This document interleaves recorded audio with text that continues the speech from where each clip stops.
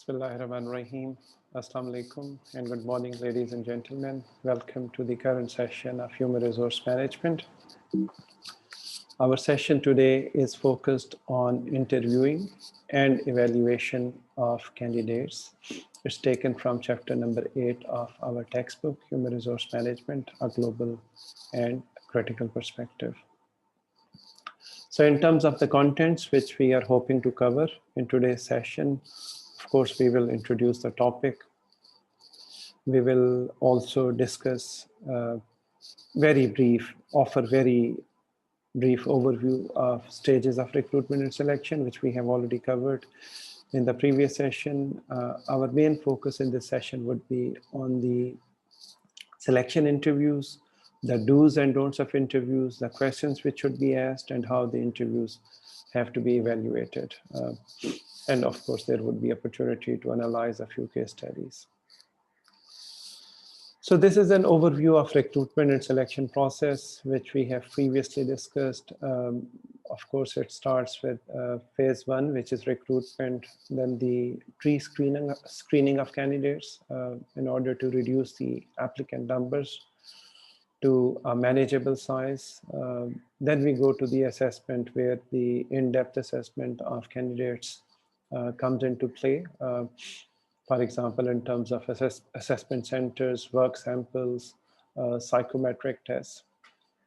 And finally, it would be the stage of induction. So let's, without further ado, let's focus on selection interviews. McDaniel and colleagues, they suggest that selection interviews refer to a procedure which is designed to predict future job performance on the basis of job candidates or applicants' oral responses to oral questions which are posed during an interview. The selection interviews can be of two main categories. The first category is the traditional unstructured interview, where the emphasis is on measurement of social skills and dimensions of one's personality. The other type is more structured forms of interview, where the measurement is focused on cognitive ability and tacit or explicit job knowledge of the candidate. So let's focus on the opening case study, which is on the first page, or on the first 2 pages of chapter number 8 in the book.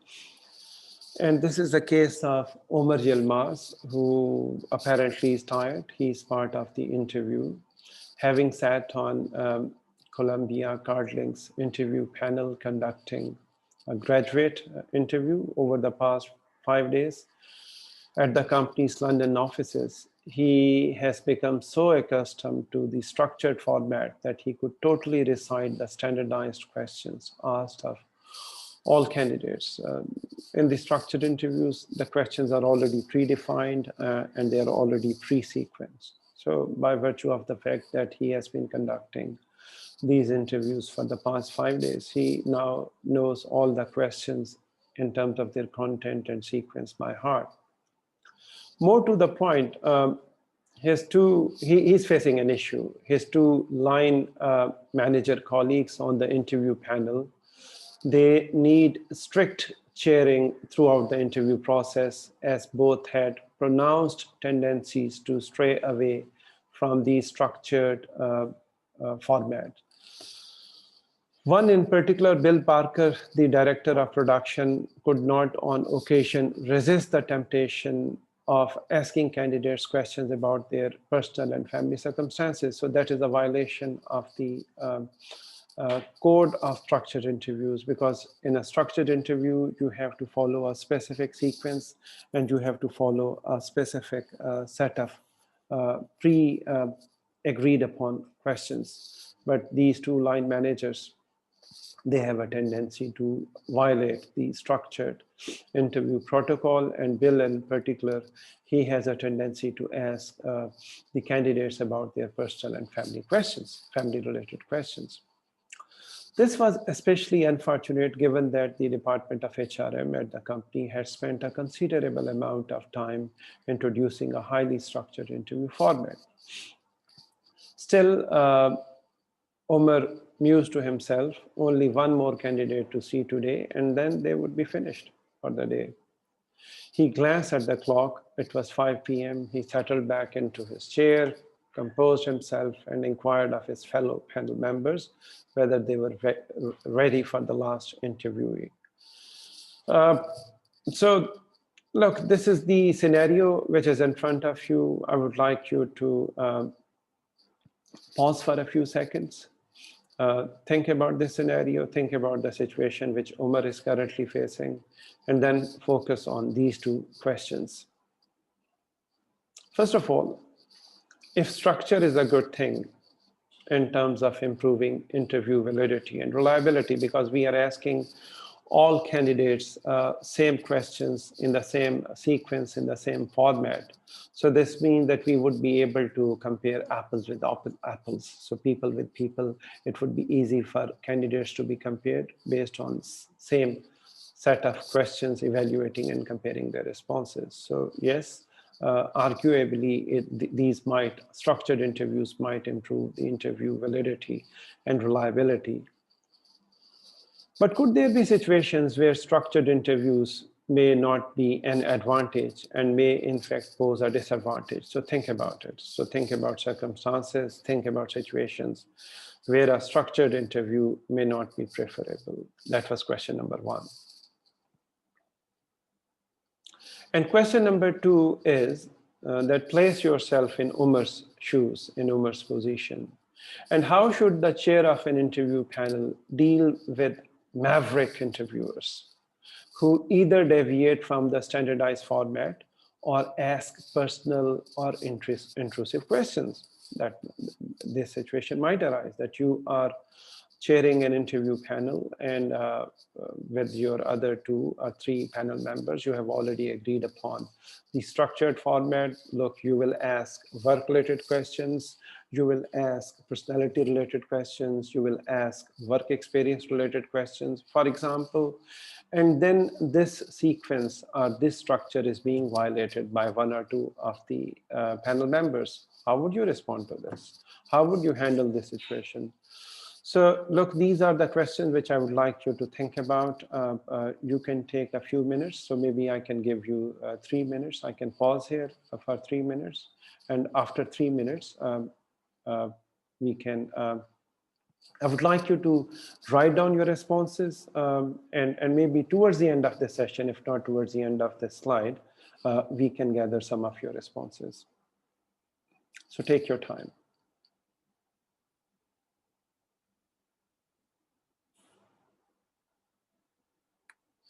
Moving on, given that we have already at least given some time and attention to the distinction between structured and unstructured interviews, it would be appropriate if we also see this very brief clip.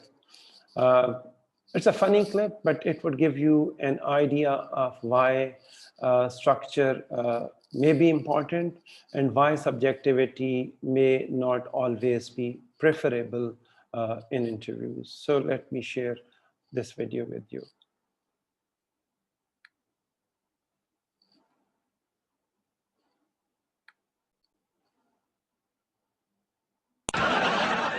Well, Greg, your CV is certainly impressive.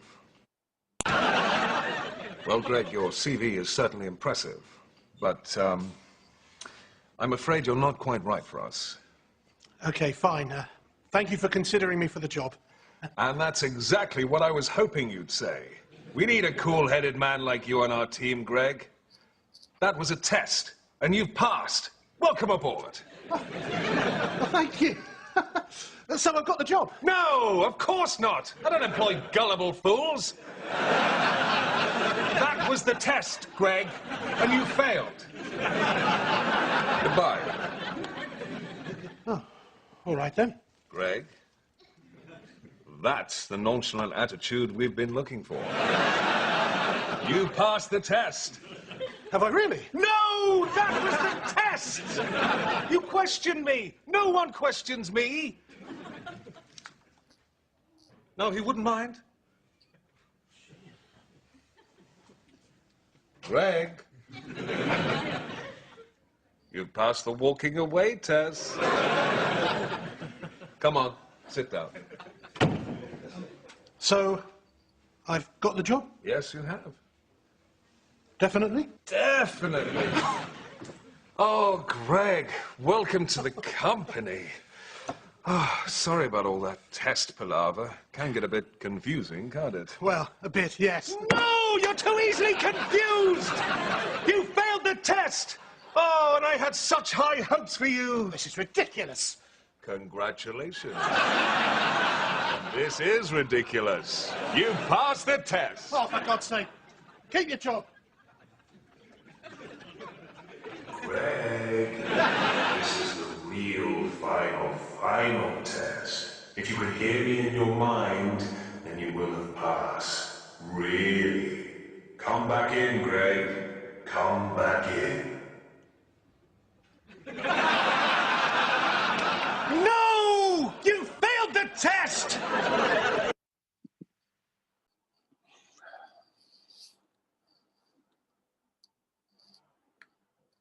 So these are the pitfalls of recruitment and selection, interviews, and psychometric tests in practice.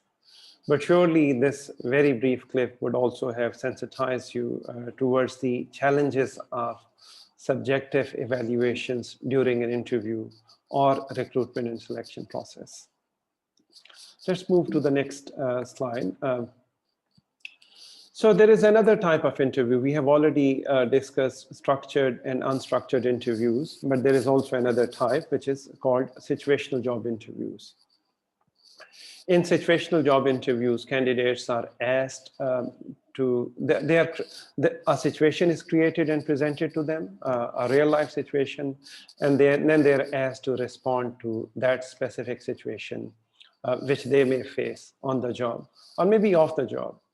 So for example, one situational question could be, how would you handle a rude or obstinate subordinate during a performance feedback meeting? So somebody who is not even willing to listen to any constructive feedback which you are seeking to offer to him or to her during a performance appraisal session. How would you handle this situation? What if that person becomes personal to you? How would you respond to or manage this kind of mini crisis during an interview or during a meeting?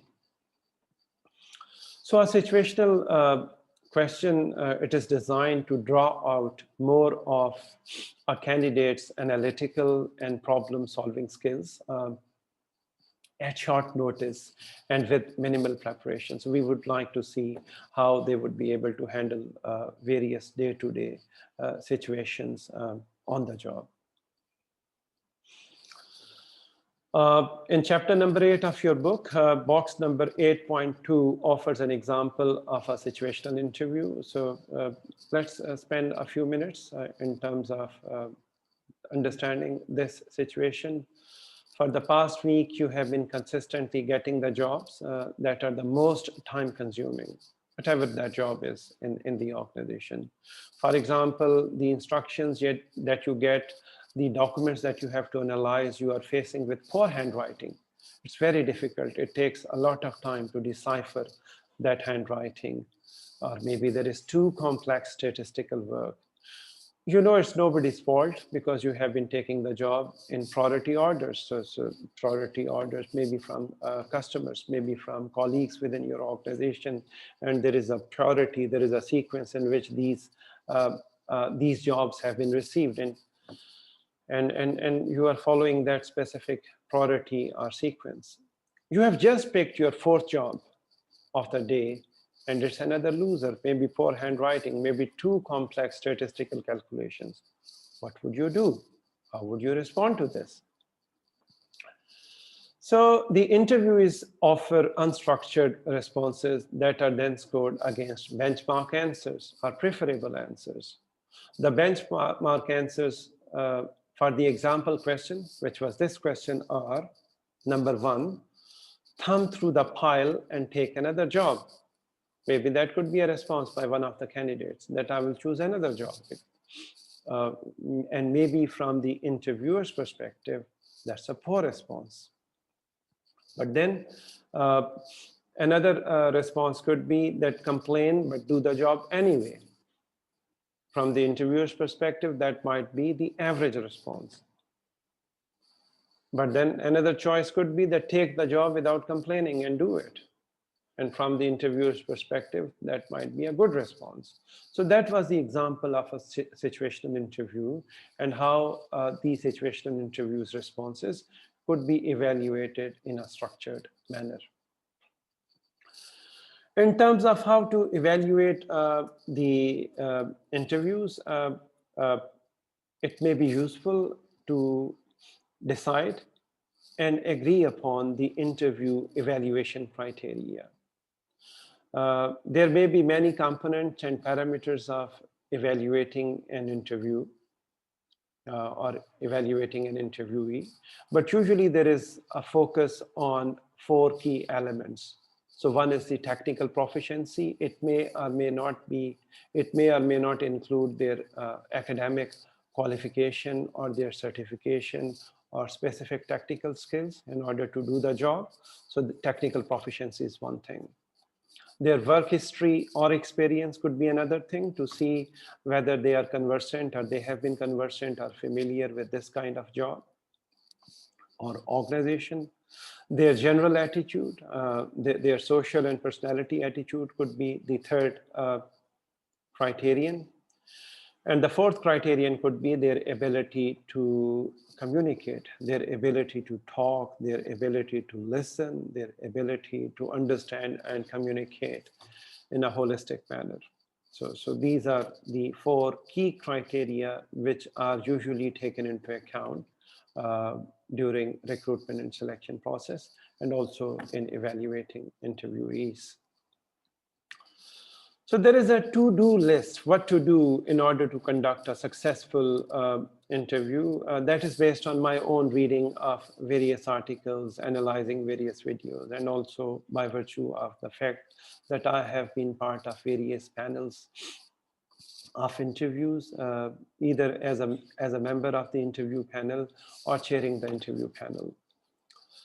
So let's take a look at what to-do list of conducting a successful interview. The first is preparation in advance of the interview. So instead of reading the applicant's CV while the applicant is sitting in front of you, that's a sheer wastage of time and disrespectful not only to the candidate, but also to the organization and to the other panel members. So do the reading first before you actually go to the interview panel. So read the job description, the employee specification, the interview questions which are likely to be asked during the interview, any other relevant information about the job or department or the history of the job or the previous job incumbent.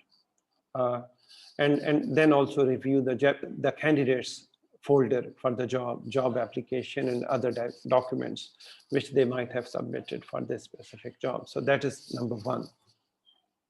Number 2, it's also your responsibility as an interviewer that you do not have to put the interviewee into some kind of a trial situation. So provide a relaxed interview setting in which the interviewee has the fair ability and the fair opportunity to express themselves. Whatever they are, whoever they are, they should be given the opportunity to express themselves in a relaxed setting. Of course, the situational questions may be tense.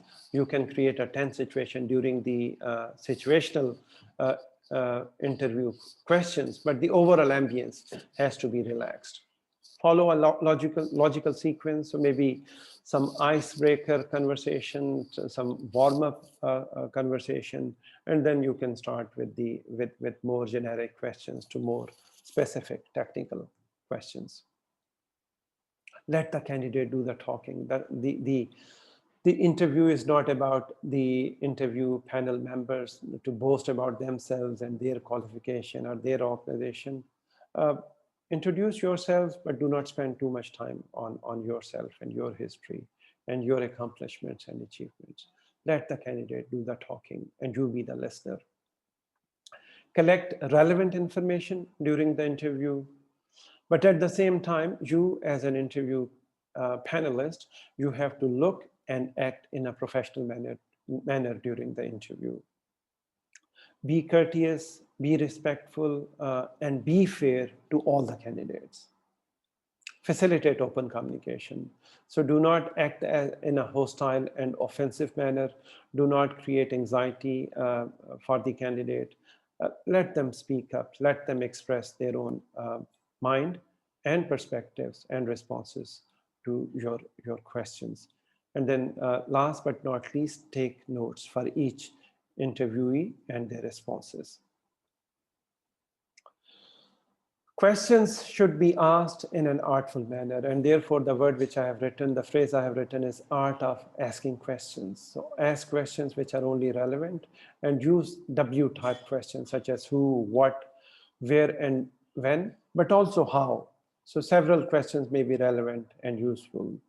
You can use direct questions which are easy to understand and more likely to yield relevant responses. For example, why did you apply for this job? Why this organization? But then you can also ask open-ended questions, which often produce valuable information, sometimes unexpected information, and they may be revealing in terms of attitudes and feelings. For example, tell me about your job at your previous company, XYZ Corporation, ABC organization. Tell us about your previous company. Tell us about your previous job. But then you may also ask behavioral questions, which may require a candidate to analyze a situation that can reveal the extent of their experience and how they responded to, for example, certain situation. For example, describe an experience when you, for example, when you came across an accident at your workplace.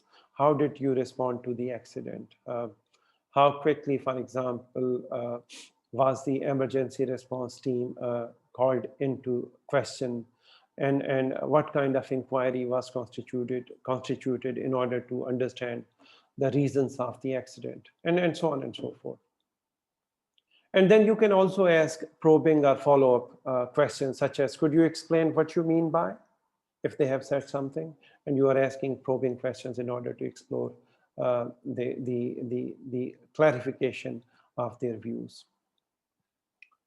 But then there is also a list of what not to do, common mistakes in interviewing. Once again, based on my own experience and my own reading of the topic, I have identified a list of 9 what not to do during an interview. So you should not have too many parameters to be evaluated. We may be over ambitious and we may have a list of maybe 30 questions and maybe 15 different criteria. No, you can't do it.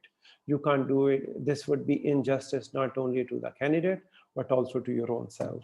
So you should have only limited parameters to be evaluated. Once again, for example, I said technical skills and general attitude, communication skills, general personality, limited parameters should be there. Insufficient information about job description and employee specification, no, you should have sufficient information about what the job entails, what the job duties are, who would the person be reporting to, and what kind of qualification and experience are required, what kind of communication skills are required, and technical skills are required for this job. You should not have too much focus on personality. Yes, there should be some focus on personality, but don't try to be a psychologist or act as a psychologist. So do not place too much focus on personality while you are overlooking job-related skills. You should not do more talking and less listening, and chat. Instead, you should listen more and talk less. You must not ask personal questions, family related questions. So for example, it would be in a way unlawful and very rude to ask a female about their plans to get married or their plans to have a child. Lack of concentration is a big no-no. If you are in an interview, you should be in an interview. So pay full attention to the candidate and their evaluation. Do not worry about your mobile telephone. Do not look at your telephone in terms of the messages or telephone calls or your WhatsApp or social media activities. You must take notes. Failure to take notes means that you are having too much reliance on your memory. And if you have not taken notes after each candidate, then basically you are likely to mix your reflections from one candidate to another. And that would be very unfair to the interview process and also to interviewees. Another major omission is failure to take opinion of the hiring manager. The line manager, his or her opinion is something which matters the most. So surely, if you are the panel chair, you must consider the opinion of the hiring manager, the client, the line manager, before making your final selection of the interview. And the reference checks are extremely important. They must not be bypassed. So reference means reference, you should evaluate references. If need be, you can directly contact the candidate's professor or previous job supervisor over the telephone, and you can take some objective assessment of their performance while they were working with the previous supervisor. So these are important things, and you must not bypass the reference check in a recruitment and selection process.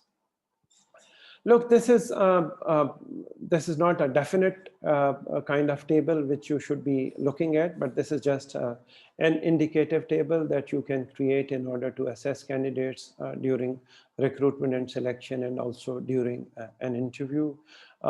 You can specify the criteria weightage, and then you can also assess the candidate on the basis of that criteria. In this table, you can see that the weightage, if the candidates, if the criteria is most vital, then you would give the criteria a weightage of 5. If it is less, it would get 4, 3, or 2.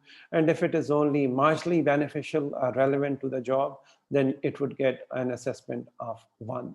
And surely, in terms of candidates assessment, it would be exceeding the criteria. 5, meeting would be 4.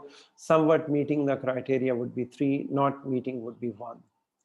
So here, for example, in job criteria, you can assess technical skills, whether it is vital or very important or important. You can write it down. Analytical and problem solving skills, attitude, work experience and history, communication skills, any other criteria which is not listed here, any qualitative comments that you might have, which may not have a score, but that would guide your evaluation process, and then the total score. And then you can compare 1, 2, or 3 candidates. And then on the basis of this calculation, you would have at least some kind of objective assessment, but also some qualitative comment in terms of deciding whether candidate 2 is better than candidate 1 and 3. Finally, in addition to interviews, you can also make use of psychometric tests in order to assess the personality or cognitive ability of candidates. And you can also use psychometric tests in order to screen out some candidates and in order to reveal the candidates who may be most relevant to the job. Psychometric tests may be conducted before the interview, before the final interview.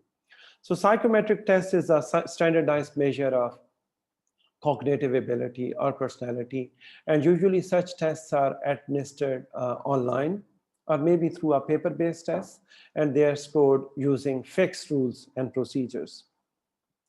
These tests may take various forms, for example, numerical, mechanical, verbal, logical, and they are intended to streamline the recruitment process and to reveal the top applicants in an effective and objective manner. So such tests are scaled using a finely graded numerical system and statistical methods.